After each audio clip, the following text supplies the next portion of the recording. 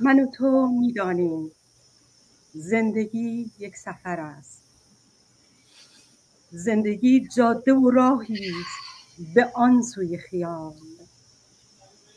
زندگی تصویری است که به آینه دل می‌بینی. زندگی رویایی است که تو نادیده به آن می‌نگری. زندگی یک نفس است که تو با میل به جانت می‌کشی. زندگی برف سپیدی است که بر روح تو بنشسته به شب. زندگی چرخش یک قاصدک است. زندگی یک رد پایی است که بر جاده خاکی فرو افتاده است. زندگی بوی خوش نسترن است. بوی یاسی است که گل کرده به دیوار نگاه من و تو. به به. زندگی خاطره است. زندگی دیروز است. زندگی امروز است. زندگی راز بزرگی است که در ما جاری است. زندگی فاصله آمدن و رفتن ماست. رود دنیا جاری است.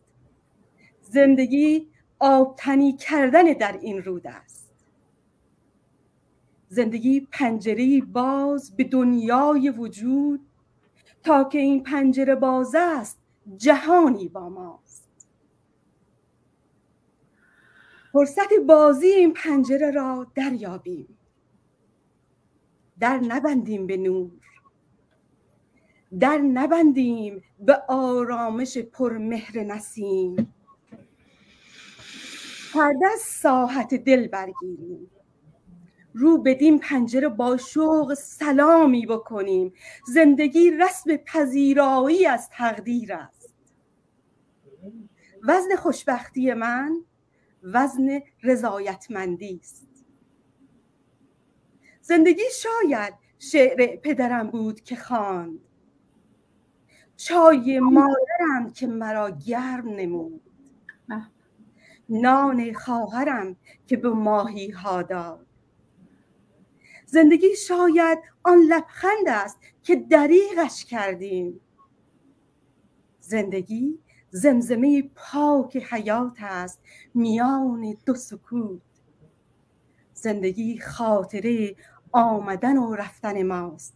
من دلم میخواهد قدر این خاطره را دریابیم.